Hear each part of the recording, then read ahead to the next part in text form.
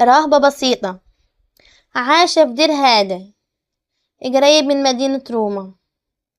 حياتها كلها صلاة ونسك وقلبها مرفوع للسما، لكن فجأة حياتها تتقلب رأسا على عقب.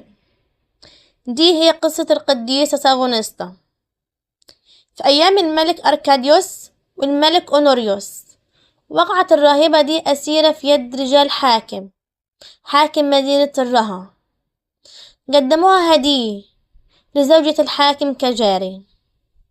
أي إهانة داي من راهبة متعبدة إلى جارية في قصر وثني. لكن المدهش إنها ما اشتكتش ولا اعترضت، بالعكس مارست خدمتها بفرح وهدوء، وده اللي خلى ربنا يديها نعمة في عين سيدتها، لدرجة إنها عينتها رئيسة على باقي الجواري.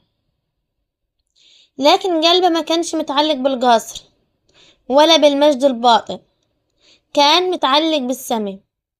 وكانت حياتها اليومية مليانة صلاة وصوم وجهاد روحي. وفي يوم حصلت الأزمة. ابن الحاكم الوحيد مرض مرض خطير جدا، والأطباء جربوا كل حاجة بس فشلوا.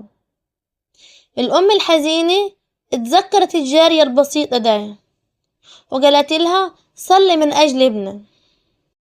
ساغونستا رفعت ايديها للسما وقالت يا رب مجد اسمك في الطفل ده عشان خلاص نفوس كتير. وفجأة الطفل قام سليم. المعجزة دي قلبت الموازين. الحاكم حررها من العبودية وادالها مكان خاص تعيش فيه متعبدة لله زي ما كانت تحلم. بس المعجزات ما خلصتش، وبعد فترة قصيرة زوجة الحاكم نفسها مرضت. ساغونستا صلت لها وبرضه ربنا شفاها.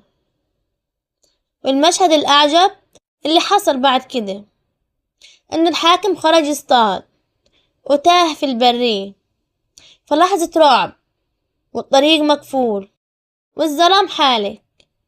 افتكر كلام القديسة ساغونستا لما نتضايق نلتجئ للسيد المسيح ونرشم ذاتنا بعلامة الصليب.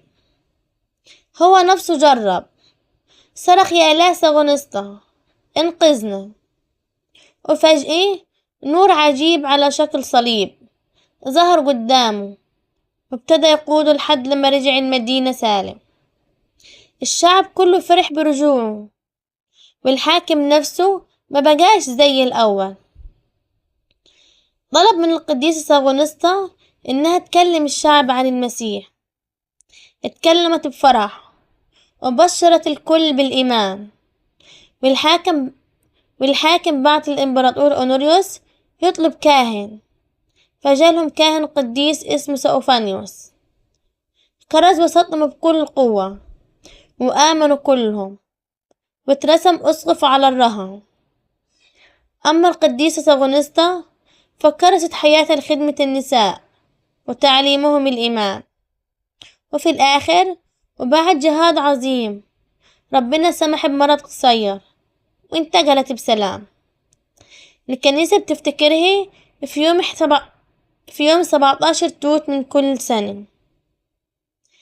قصة ساغونستا بتعلمنا أن الله قادر يحول حياة شخص ضعيف حتى لو كان أسير أو جاري إلى سبب خلاص المدن كامل.